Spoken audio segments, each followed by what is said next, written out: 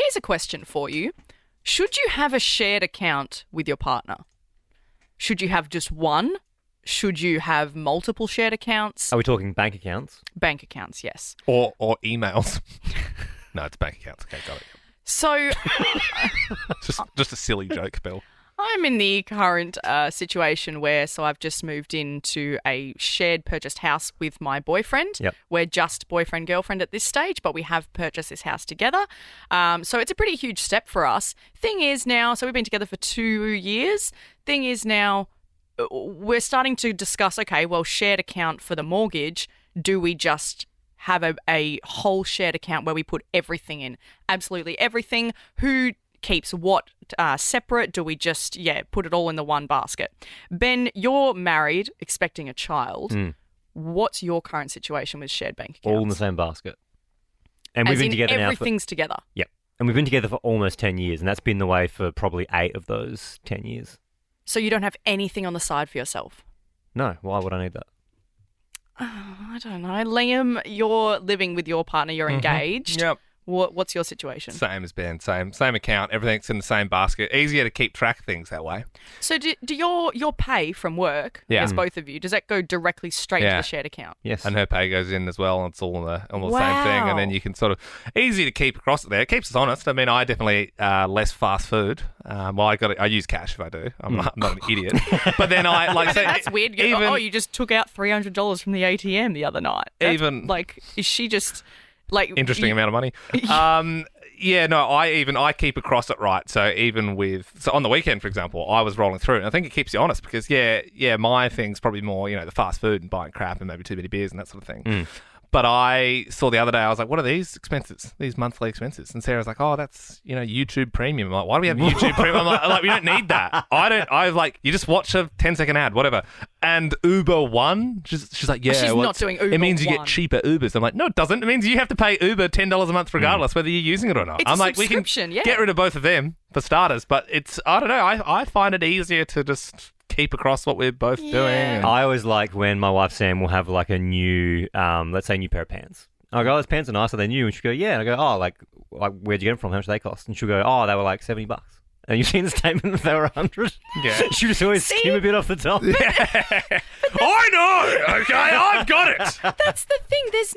There's no independence then. Why is there no eyes, independence? I want to have my money, like my pay, go into my account so that I can choose, okay, well, I'm going to put that into the shared account for us and I'm going to keep that on the side for what's this on the side? Like you're keeping it's like you got a little piece on the side. Is that for your other boyfriend? Like, what's that? No. If you have a shared bank account, Bill, you still have a card to access your money.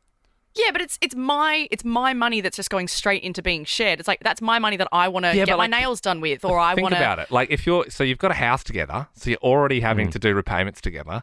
Naturally, when people buy a house together, the next step is, it's probably getting married. That's, I'm sort of in that, you're probably going to be in that situation soon, you would hope. And the way I see it, if you decided to spend the rest of your life with someone, then it's like what's theirs is yours and what's yours is theirs. And it's just, I guess the other thing is like Luke, he's got 2 kids that he still pays child support for, and he puts money obviously to them and to their mum. So then I'm like, well, I'll just I don't want my pay going directly to that. Yeah, but eventually you're going to have to, Bill. Wow. Eventually. You can't live with someone. He's got his own stuff that he needs to juggle, so I'll keep what's my own yours stuff. is theirs and theirs is yours, except for his kids. They're not mine. That is pretty controversial one. I want to keep a bit for me. He does with his kids.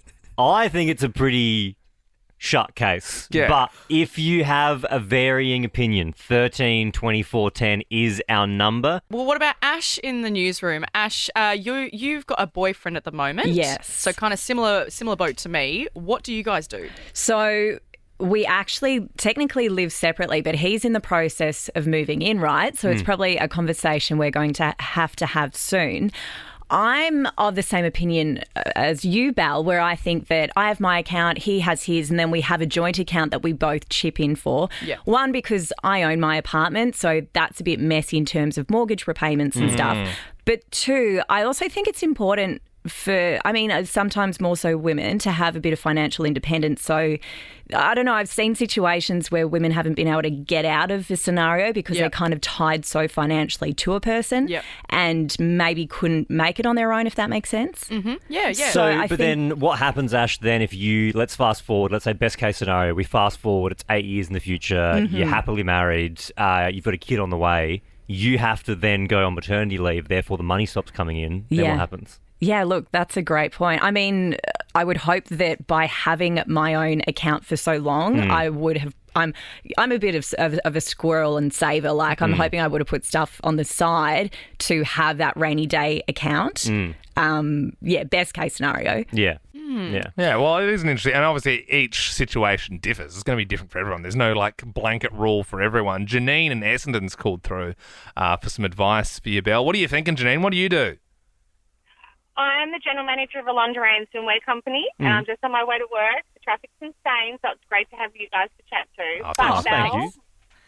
My advice, as a woman who went into a situation with stepchildren and all of that, was 100% have a separate account. And after listening to some of the other advice, I do agree that if you set up a joint account for all of your bills and mortgages and bits and pieces to come from, but then have a separate amount so that you have that independence.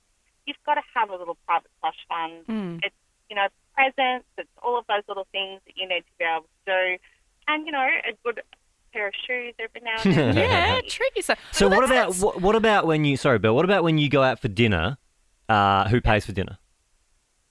We used to take turns, and so, and that was sort of so that you could still sort of keep that date night and, and have the whole, I'll pay. Yeah. Yeah, absolutely. To still have that little independence and appreciate the wages aren't necessarily always balanced. So sometimes that needs to be taken into account. But, I did find we're separated, and it was good to actually have sort of that independence already there. And when I went on to maternity leave, I was in a really similar situation. So I had squirreled away quite a good amount of savings so that when we did go into that stage of our lives, I was still financially independent. And that was really important for me to be able to feel like I could still hold my own and pay my own way and not feel like I was reliant on someone else. Yeah, well, and obviously in that situation it helped. And thanks for your call, Janine. And I appreciate that. But I think for me, even hearing that thing about the dinner, for me that reminds me of being on a date when I was a teenager. Yeah, being like, don't worry, I'll get this one. Well, I paid last time. You know what I mean? It's like, I feel like when you fuck on, it's like, whatever. Let's just go out to dinner together. I almost feel like you need, let's say you go down the shared account avenue, which I totally get everyone's side of the argument here, but let's say you do go down the shared account, but you have your own side account. I feel like you need to use the shared account for dinners and grocery shopping. And then you just have your little slush fund for whatever it was, your side boyfriend or whatever. Ben, why do you think that having your own account means you're cheating? Ben, I do agree with the shared account being used for dinner and stuff, but I do see Janine's point about keeping that kind of, that fun bit alive of no, I'll pay, and then the next time you go, you paid last time, I'll pay. And it's just keeping That's that kind not fun of freshness. to me. That doesn't sound fun. It sounds like the opposite of fun. Having a piece of paper in my top pocket going, no, I did buy the pasta last Thursday. That doesn't seem like a thing I want to be doing.